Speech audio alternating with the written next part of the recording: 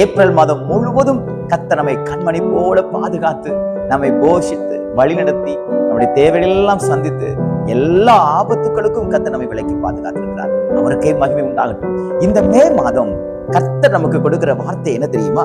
லேவியராகமத்தின் புத்தகம் 26வது அதிகாரம் 44வது வசனத்தினுடைய கடைசி பகுதி இப்படியாக சொல்கிறது, நான் அவர்களை கைவிடவும் வெறுக்கவும் மாட்டேன், நான் அவர்கள் தேவனாகிய கர்த்தர்.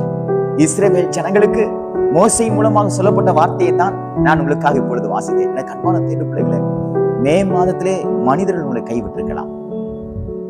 ஏப்ரல் மாதத்திலே மனிதர்கள் உங்களை கைவிட்டிருக்கலாம். ஏப்ரல் மாதத்திலே அநேகர் உங்களை வெறுத்திருக்கலாம். ஆனால் இந்த மே மாதத்திலே கர்த்தர் சொல்கிறார், யார் உன்னை மறந்திருந்தாலும், யார் உன்னை கைவிட்டிருந்தாலும் நான் கைவிடுவதில்லை. யார் உன்னை வெறுத்திருந்தாலும் நான் உன்னை வெறுப்பதில்லை. எனக்கு அன்பான தேடு பிள்ளைகளே, நிறைய பேரால நீங்க கைவிடப்பட்டு வெறுக்கப்பட்டு, உங்க சொந்த குடும்பத்தால கூட நீங்க வெறுக்கப்பட்டிருக்கலாம். உங்க சொந்த குடும்பம் கூட உங்களை கைவிட்டிருக்கலாம். இந்த மே மாதத்திலே கர்த்தர் உங்களோட இடைப்படுகிறார்.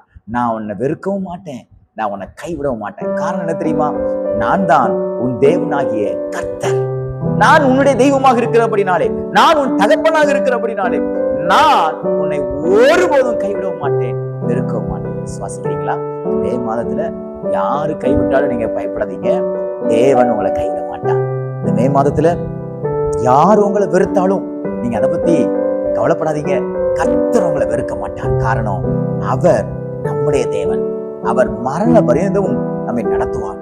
மே மாதத்துல என்னென்ன காரியங்கள்லாம் உண்டோ அத்தனை காரியங்களிலும் உங்களுடைய கரங்களை பிடித்துக் கொண்டு, கைவிடாமல் உங்கள் கரங்களை பிடித்துக் கொண்டு, ஒரு தகப்பனை போல, ஒரு தாயை போல உங்கள் கரங்களை பிடித்துக் கொண்டு கர்த்தர் இந்த மாதம் முழுவதும் நடத்துவார்.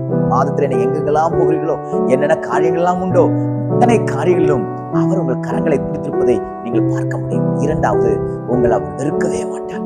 பாருங்க, நிறைய பேர் வெறுப்பாங்க. அவங்களுக்கு ஃபேவரா, அவங்களுக்கு ஏற்றாற்போல், அவங்களுக்கு இஷ்டப்படுற போல நம்ம இல்லைன்னா நம்மளை வெறுத்துருவாங்க. நம்ம முகத்தை கூட பாக்குறதுக்கு அவங்க ரொம்ப அச்சப்படுவாங்க. ஆனா கர்த்தர் சொல்றாரு, நான் உன்னை வெறுக்க மாட்டேன் மகனே, மகளே, நான் உன்னை வெறுக்க மாட்டேன்.